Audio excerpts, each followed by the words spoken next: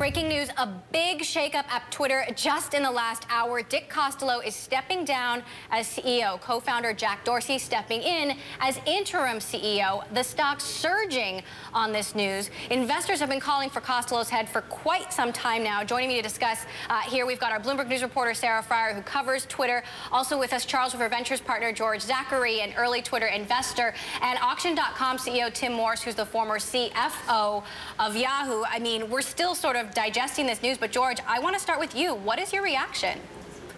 Oh my God. Oh my God is right. You know, I was investor in the previous company, Odeo, which became Twitter. And, you know, I remember when... And that's the company that Evan founded. Noah actually founded the company, and Evan reluctantly became the CEO. And then when it became Twitter, Evan was the CEO, and then Jack became the CEO, and then Evan reluctantly became the CEO. I mean, it's been profiled in a couple books. So it's like this has been the company of rotating CEOs. Right. I'm not surprised based on the exits of all the other VPs before. There's a joke known as the 4 envelopes joke, and it might take a little bit long, but based on the people who have exited, there was no other choice to go but to find a new CEO. I'm surprised it's not Ev. Is anyone else surprised about that? Well, I think what we've seen, what we should not be surprised by is that it's a founder, because the founders actually have increasingly had to get involved in defending Twitter over the past year.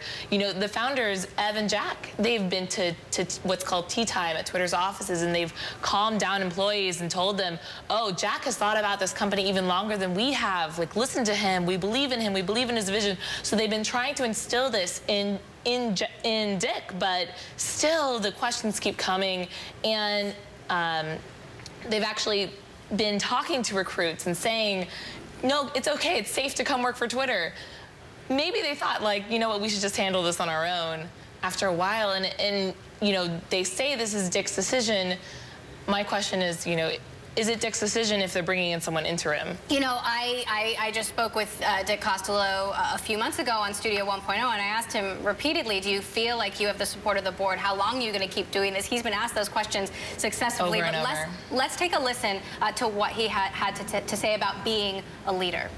The challenge that we have is the distance between awareness of Twitter and engagement on Twitter, and that causes people to say, well, I don't get why I would use it, so I don't get what it's for. I deeply feel that the platform is the very best way to connect in real time to what's happening in your world. Twitter is the very best way to connect to your world. Things like live in the moment. This is this thing, amazing thing I'm watching right now.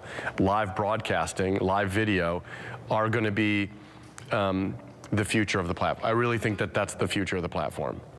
Tim, get in here. You know, looking at Twitter from the outside as someone who was in the C-suite at Yahoo, what's your take on this? Well, it's really interesting that I happen to be here today. It's a total coincidence, but you talked about the rotating CEOs. I was interim CEO also at Yahoo, so well, I think we had 5 CEOs in the space of a year as we went back and forth between a number of different people. These kinds of transitions, these kinds of dislocations take everybody by surprise, and there can be public comments leading up to this that are completely contradictory to then what ends up happening. So they're really tricky things on the inside, but the really important part is now the communication starts. You were just talking about it. You've got to reassure investors. You've got to reassure employees, most of all the different constituents. But if it's Dick's decision, then why make an interim person? Why not go out and find somebody? Is it really his decision? Well, obviously, I have no idea.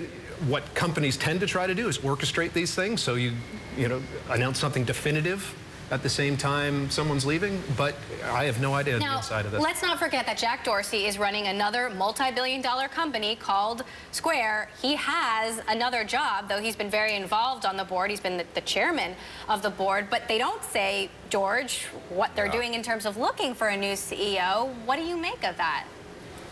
Well, they're going to have to declare that. To me, the fact that they're not saying it means that they're considering Jack as the CEO or someone else within the company that they don't want to name. Or they're not willing to name who the search provider is right now. Who do you think should be CEO of Twitter? Usually the best companies are the companies who preserve the founders, because the founders carry the spirit of the company. Once you lose the founders of the company, you lose the spiritual backbone of the company, and that's usually the end of the company long term. But there's been a clear divide between Evan Williams' vision of the future of Twitter and Jack Dorsey. Hasn't there been? Sure. I mean, isn't there just a lot of bad blood? And some of the original founders who weren't in the company after it became Twitter. And some of them still disagree. Correct. So is a founder really the right person? One of the 3 or 4, depending on how you someone's going to have to unite it. I think a founder would be terrific because they have that spiritual leadership, but someone's got to step up and unite it. What about the idea of Twitter selling to Google or Facebook or Microsoft, or Chris Sackett tells me Alibaba wants it too? Well, you know, you could sell it to someone, but the question is how they're going to integrate it. You know, I think the Google-Twitter deal in terms of integrating tweets into search, I think is a great deal. But I think Google is useless in terms of having consumer products, so they'd have to keep it as a completely separate business. I don't think they're going to improve Twitter on their own. I want to take a listen to another comment from Dick Costolo from our interview, talking about the pressure, the insane pressure that he's under and has been under as a CEO. Take a listen. Anyone who tells you, you know, as like a CEO of a company with any number of investors, whether it's private or public, that says they don't feel any investor or pressure is lying to you. Of course you do. In terms of job security? No, I don't worry about job security. The board and I are totally aligned. The pressure is more from, you have a team, you know, you have an entire company of people that are looking to you to lead them, and you want them to, you know, you want to be successful, and you want to rally everyone together and articulate the motivation of why you have to be successful and show them that those efforts are paying off. So that's where the pressure comes from. Sarah Fryer just had to step off the set to go cover this story for Bloomberg News. But what do you make of his comments there, Tim? I mean, being in that position of under pressure. Well, and you get it from all angles, because, you know, the employees know what's going on with the stock price. It's very public. And if there's a divide amongst the original founders and potentially the management team, then there could be different factions who are you know, voting effectively for one direction or the other. You've obviously got the investor angle, which is very powerful, because these days they have so many different forums, and the press has so many different forums and so many different ways of getting the opinion across. It is like a bombardment. It really is. George, do you think that Twitter can get beyond the factions, can get beyond the drama, can get beyond past the turnover? You know, the employees in the company, I think Dick is right, which is great companies are led by someone who's a visionary and a product leader, and employees usually push back and basically have a mutiny because they say, why am I staying here with a depressed stock price if I don't hear about some great product? And, you know, Dick historically has been a great COO. So uniting these quote-unquote factions is really about them listening to someone say, we're going to this great place and you should come along. And if they don't hear that, they start thinking about exiting. And that's, I think, where Twitter is at. All right, George Zachary, Charles River Ventures, Tim Morse, former CFO at Yahoo, and interim CEO. We're going to continue this conversation after a quick break, talking about this dramatic shakeup at Twitter. Box CEO Aaron Levy will also be joining us coming up a little bit later on the show. Welcome back to Bloomberg West. We're continuing our breaking news coverage of the big shakeup at Twitter just in the last hour. Dick Costolo stepping down as CEO, co-founder Jack Dorsey stepping in as interim CEO. The stock surging on the news. Still with us, Charles River Ventures partner George Zachary, also an early Twitter investor. We've also got Box CEO Aaron Levy with us, and Tim Morse, former CFO and interim CEO at Yahoo. Aaron, I want to start with you because, you know, you are a big Twitter user. You've always got some thoughtful things to say, thoughtful, if humorous things to say about the industry. What do you think? Yeah, and I just should clarify for anybody watching that I came on the show to talk about our earnings, and then this happened. So I don't know enough to add much value, but what I would say is, you know, clearly Dick and Jack came to a conclusion on what they wanted to do. I think this is probably more of a story about Wall Street's ability to, you know, kind of think long-term about high-growth technology companies than it is about anything around Twitter's potential. But, you know, I don't know enough to really kind of comment beyond that. But you do know about the Twitter product as a user. Do you feel that as a service, Twitter is living up to its potential? Well, I don't think any service is living up to its potential. So I think there's always room for building new capabilities, doing new acquisitions, opening up new parts of your platform. So you know, I saw some of the things in Chris Sacca's notes. I agreed with many of them. You know, some didn't resonate, but I think that's the case with every product. I mean, we have roadmaps at Box that go out for the next 10 years, and until we accomplish all of those, then we're not living up to our own potential. But as a Twitter user, I'm quite happy with the service. You mentioned Chris Sacca, early Twitter investor. I interviewed him for an upcoming episode of Studio 1.0 that's scheduled to air tonight. We taped this interview before this happened, but take a listen to what Chris Sacca, this is a guy who just released an 8,500-word missive about what Twitter could do better. Take a listen to what he had to say. I've talked to a bunch of other people at the company. It was a really well-received post that I think, done right, sets them up for success, points Wall Street in the direction of this is how you should be evaluating the company. You shouldn't be out there headhunting the CEO. You should instead be focusing on these things. You know, one of the things, George, that Twitter, I mean, that Sacca was very clear on is he just wants Twitter to be easier to use. 1 billion people have come to Twitter, and they have not stuck around. Does he have some fair points here? I think he definitely has a valid point. Like, yeah, you know, but he's calling for some sort of dramatic shakeups in the product to break things out as apps, to focus more on live and live video, to make it easier to see those, you know, NBA tweets from the players during the game. Well, I mean, I definitely have agreed with almost everything that Chris wrote.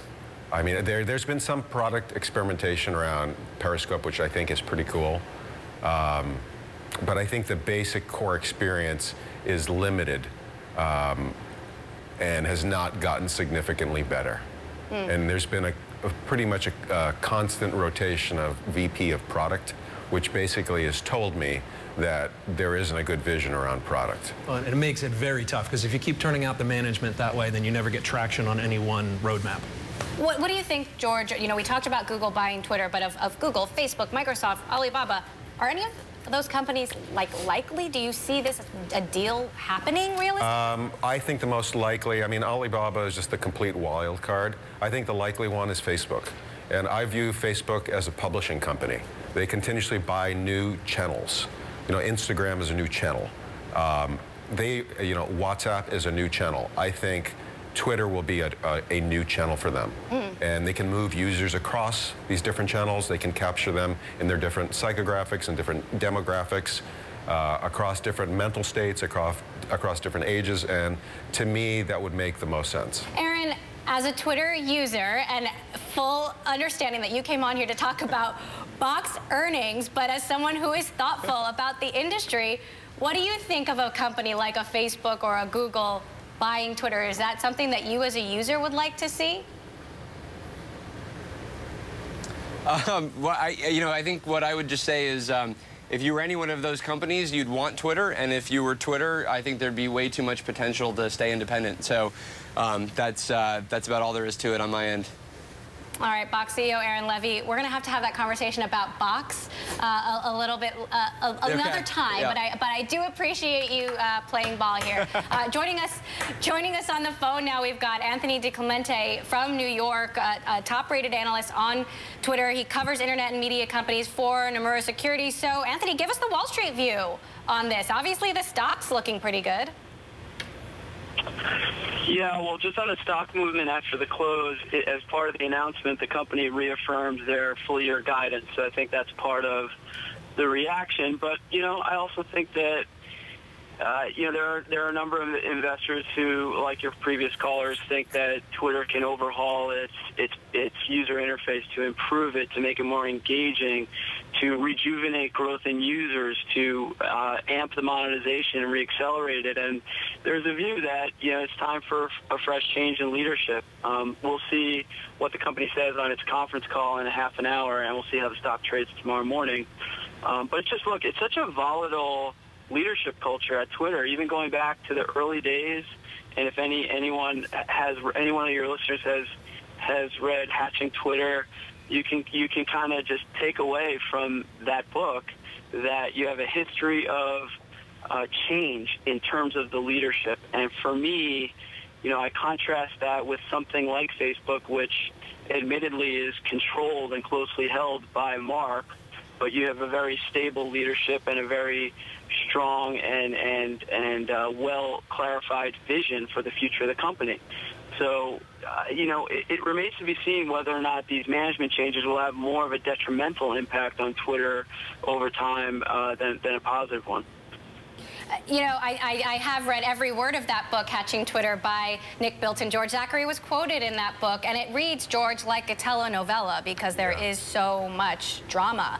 I mean, is it really like that on the inside at Twitter? Is it a soap opera?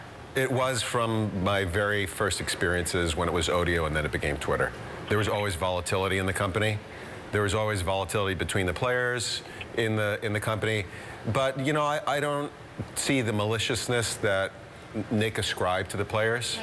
There was the behavior. You don't think Jack Dorsey was always gunning to come back as CEO? Because that's how I think he probably had a desire to, but I don't think there was like the evilness that Nick pointed out.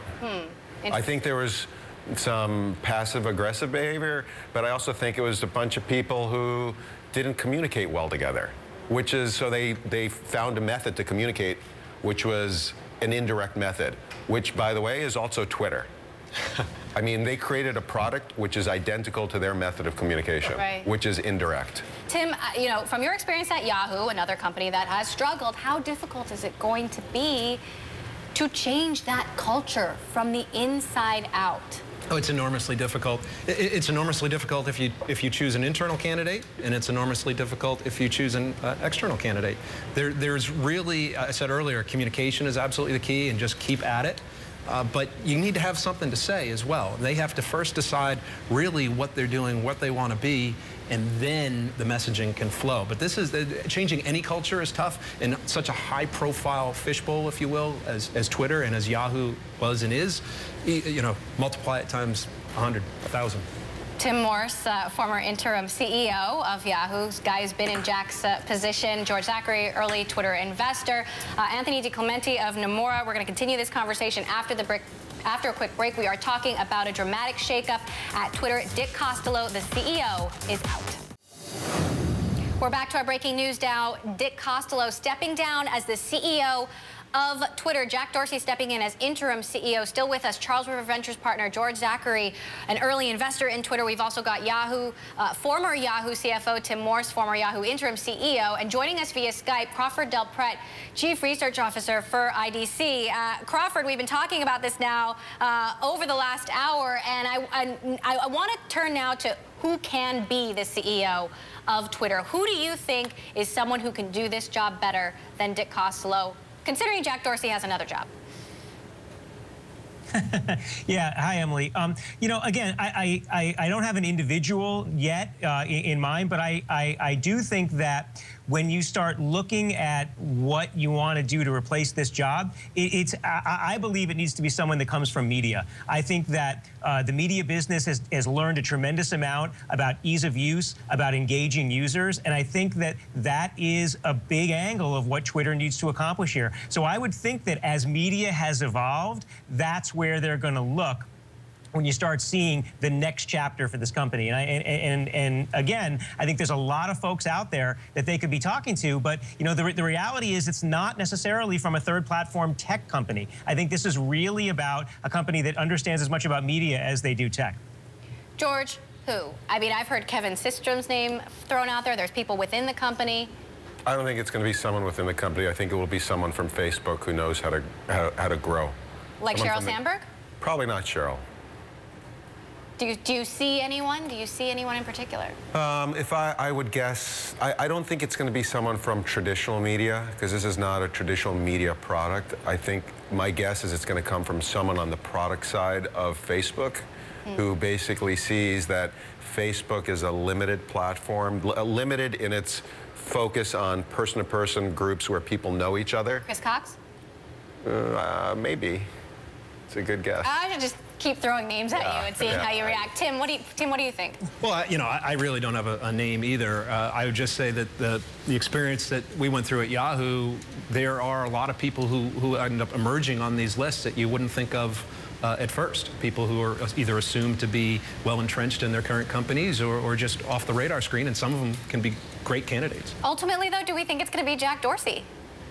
It could be, but Jack's got to save Square. So Square's running into its own challenges, right? Correct, but there's some people who have basically run two companies at the same time, and there's a very small list of them. But running one company is a very difficult and challenging job, so running two seems almost impossible. Yes, there's a very short list. Especially if both companies have issues they need to be taken care of immediately. Crawford, should it be Jack? I don't think so. I think that the first chapter of Twitter is closed, and I think Jack was a big part of that. I think the next chapter of Twitter was Dick's chapter, and I think that the next chapter needs to be someone who evolves the product. To the points earlier, it could be someone from Evan Facebook. Williams? Yeah. Yeah. Again, I think this product needs to evolve. It needs to be taken to a new place. It needs to attract and engage new kinds of users. Crawford Del Pret of IDC, Tim Morse, Auction.com CEO, newly appointed, former interim CEO at Yahoo. Real estate is moving. George Zachary, an early Twitter investor. So fortuitous to have you on the show today. Thank you all for joining us. This is, of course, a story that we're going to continue to follow. Again, Dick Costolo resigning as the CEO of Twitter, Jack Dorsey stepping in as interim CEO. Jack Dorsey, the founder and also the CEO of another multi-billion-dollar company called Square.